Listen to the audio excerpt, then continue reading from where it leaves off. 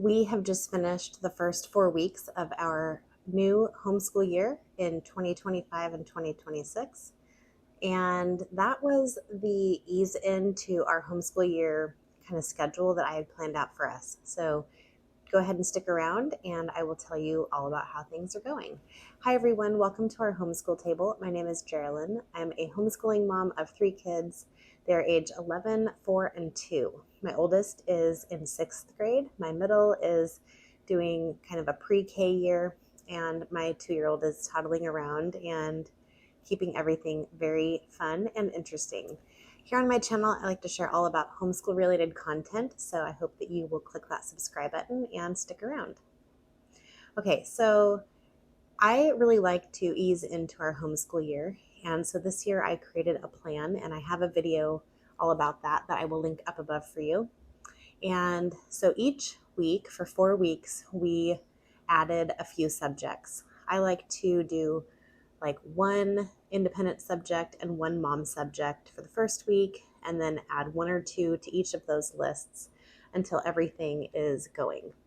And so that has actually gone really well. I think I can honestly say that this might be the easiest year that we have had as far as easing into the homeschool year goes. Now, I'm not saying that every single subject has been easy to start, because we've definitely had some ups and downs with a couple of things, but for the most part, I think that this probably was the easiest we've had for 7 years. So hallelujah for that. And I'm really glad to be able to say that.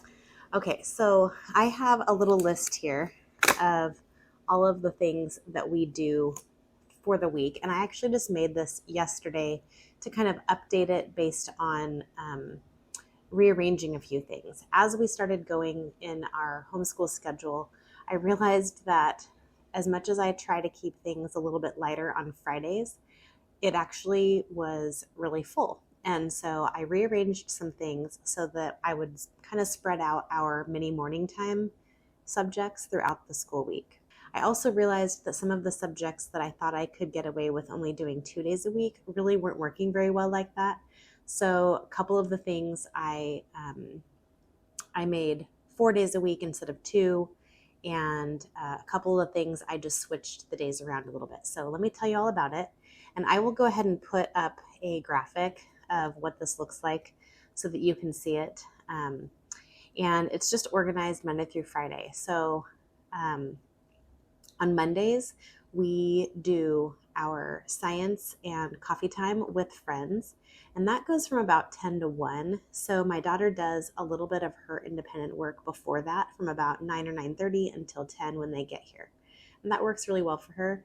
She does her Bible reading, her Awana practice, her speed drill for math, flashcards for Latin, and now we are also going to switch a little bit, and she's going to do her sunlight reader kind of at the end of all of those things. And that's hopefully going to work out a little bit better, because later on in the day, I meet with her for sunlight history, and I'm able to ask her the comprehension questions, or she can just narrate to me from the reader the same day instead of the next day, which is what we had been doing, and it wasn't going so well. Her narrations are better when, they're fairly fresh. So obviously that makes more sense.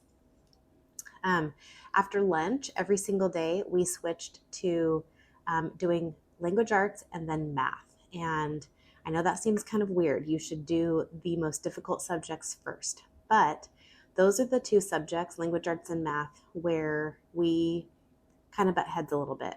And so I figured that by doing those a little bit later in the day, when we have just eaten, a friend of mine suggested that maybe we need to do it right after lunch, right after food has been consumed, and things like that. So we started doing that this last week, or maybe even the week before, halfway through, and that has actually been going really, really well. So I'm really happy with that. And then during nap time, we do sunlight history every day. And that is not something that I usually used to implement. I kept quiet time completely as quiet time.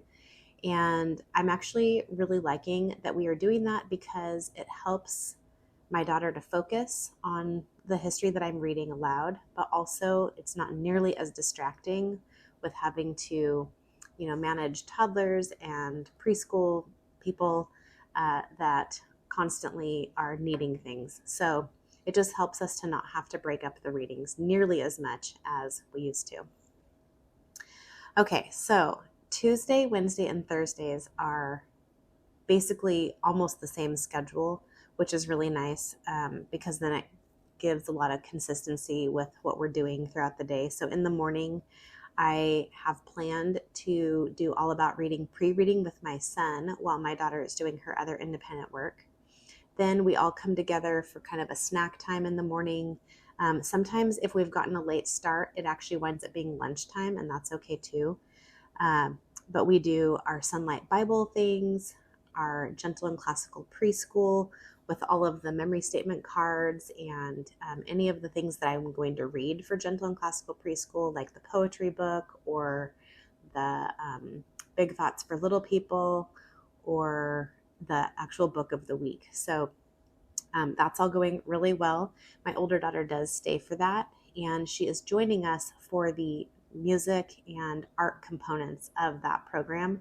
And we are doing Vincent van Gogh right now for the artist study. And we are also working through listening to Peter and the Wolf for music composer study. This is one of the things that I have changed a little bit. Originally, I was only going to do this 2 days a week, and I was going to alternate that with the Burgess Bird book. And I recently shared a video about our nature study and the Burgess Bird book and all the things that we're using. So check that video out if you haven't seen it already. But after trying to implement this for 2 days a week and trying to get a lot done on those 2 days, I realized that that wasn't really working very well. And the way that this is set up, it's kind of like article form, but some of the articles have lots of sections, like this page, for instance. So instead, what we're doing is we're going to do a couple of sections, but do it 4 days a week, Tuesday through Friday. And some of the weeks when we have our music class on Fridays, which will wind up being the third Friday of the month from October to June, we just will skip that, and it'll be fine. We'll do 3 days that week instead. But I think that's going to work better because then it's not so overwhelming for all of the information that you need to be able to read. It was just kind of getting too much, especially with the fact that we were doing history later on in the day.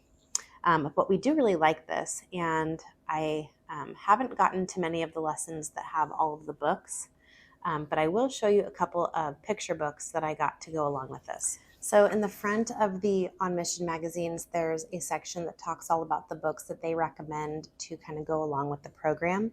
And we already got one from the library and returned it. It was called Eyes That Kiss in the Corners. It was a really cute book about a little girl who realizes that her eyes look different than all of the girls that she goes to school with. And then it kind of goes through her family and how she looks similar to them and all of that. So it was a really cute book. And then we also have this book, The Most Beautiful Thing. And I also got one of the other suggestions, which is a short chapter book called Goodbye Vietnam by Gloria Whalen. And this is about a girl whose family is going to be moving because her grandmother gets arrested. So we haven't read this book yet, but I will let you know how that book goes. But I've been really liking the On Mission magazine and everything that goes with it. And honestly, you can totally use that for kind of a standalone history, geography curriculum, especially if you're somebody that likes to incorporate lots of picture books, chapter books, nonfiction, text to kind of go along with it. Okay, so the next thing that we have really been liking is our Burgess Bird book. My kids have actually been requesting that book, which is a huge deal because, I don't know, it just is so fun when they really kind of catch on to something and are enjoying it and want to read more of it. And I do limit to only one chapter per day, and that is because if I try to do a little bit more, then another read aloud later gets taken out. And plus, since they look forward to it, I know that I can get them to do it the next time just as easily. We are using the bird cards. You can see them back here on my line. Those are from Sherry over at Our Life Homeschooling.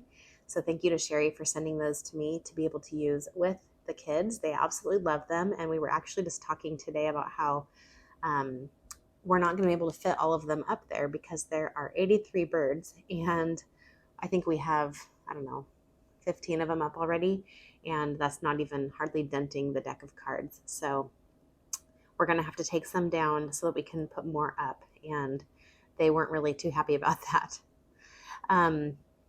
As far as language arts and math goes, we are using Learning Language Arts Through Literature this year, the purple book, and we used the first half of it last year in 5th grade. Now we started in lesson 18, and they're just short, simple lessons that don't take super long. I'm combining days 1 and 2 on the first day that we do it because we only have 4 days a week to do that program, and it's a 5-day-a-week program. But we're just kind of pushing things together a little bit to make that work. And it really doesn't take very long. My daughter doesn't love doing it, but she doesn't love doing any language arts. So it just kind of is what it is. Math is going really well. We are partway through the 9th light unit for Christian Light Education Math 4. And you'll actually see a video here pretty soon of me ordering my curriculum and then waiting patiently for it to come in the mail. I just ordered it yesterday, and so now we wait, and I'm glad that it'll be here with enough of advance that I can look through everything, make sure that we don't need any tools or anything. A couple weeks ago, we got to a lesson in CLE that required a protractor, and I realized I didn't have a protractor, and so we had to go out and find one, buy one. I don't remember where we went. Dollar Tree or something. And so I just want to make sure that I have all the things that we need, for all of the lessons. We are also using Before 5 in a Row with my little kids, and that's going okay. I would say I would like to do that more often because we always like to read before nap time. And so it had been working out really well for us to do our Before 5 in a Row book before nap time. But then the little kids just really wanted to be able to pick their own books during that time. So now I need to find another kind of small chunk of time where we can sit down and do that. I'm thinking it's probably going to have to be in the morning, maybe right before I do All About Reading pre-reading with my son. So we'll just kind of play with the schedule a little bit and just kind of fit it in where we can. And then let's see. On Wednesdays, instead of the Burgess Bird book, we are doing health. During that time, I had that on Fridays originally, but I decided that will just be our kind of extra during lunchtime thing that I read. And honestly, my son the other day was finding it kind of interesting to listen to as well. So I think it'll be good to do during lunchtime because everybody's here and everybody can see the pictures and things like that. So I think health is going to work out really well being on Wednesdays. I did add one thing, which is the Ambleside Online Poetry Anthology. And that is because, that's volume 5, by the way. We only did the first 2 poets last year. And so I saw it on the shelf and I thought, I kind of miss doing poetry a little bit. And so we're just adding that on Fridays. It takes about 3 minutes, maybe. We read 2 poems. Right now we're doing John Greenleaf Whittier. And so that is something that I did add that wasn't in my original curriculum picks. And then we're doing our Latin lessons on Fridays, and we have an instructional DVD that goes along with our Prima Latina set. And so basically we all just sit in the living room on Friday after we've had coffee and go get our breakfast sandwiches from the coffee shop we go to a couple houses down. And it's actually kind of fun. The little kids kind of bop around while we're listening and reciting words with the teacher. But I just like doing it on Friday so that all of the next week's activities and vocabulary practice are already taught. We don't have to worry about doing that on Monday when we have science and people coming over and all of that. So everything's going pretty well. And I am really happy to be able to share that because I wasn't really sure if I had picked too much or if I simplified enough. And it seems to be going pretty well. It seems a little bit full And so I'm really hoping that now that we have been in our full routine for now only 1 week, I'm hoping that over the next couple weeks that it'll just kind of all fall into place, because we just weren't used to it yet. So this last week felt a little bit clunky just because it was so much all at once. But the nice part is that since everybody around us is back in school, public school, private school, wherever they go, my daughter is much more at ease about having to do a full school day, because it's not like she's missing time with any of her friends. So one last little update is that we have also started back to our regular school year evening activities. So my daughter is doing dance on Mondays and Thursdays, and my mom very graciously comes over and hangs out here with the little kids so that I don't have to entertain them for an hour and a half to 2 hours on those days, in a town that's about a half an hour away from us. So that is really nice. Also, it helps because their nap times would be interrupted if I did take them. So it's been really nice to have my mom come and babysit. Plus, they get to hang out with grandma. And then on Wednesdays, we are now doing our Awana program, and that started last week. I'm leading a Sparks group, if you're familiar with Awana, which is a group for kids from age 3 up to grade 6. Some programs go higher than that, but ours just goes from 3 years old to 6th grade. But my older daughter is in her last year. She's hoping to finish her last book and receive her Timothy Award, so she's really excited about doing that. And then my son is in his 2nd year of Cubbies, and then I teach a Sparks group. So that's been fun, and I have a great group of kids, and so that has been something kind of new for me because I was only an assistant teacher last year, but I really like it so far, and we'll just kind of see how that goes.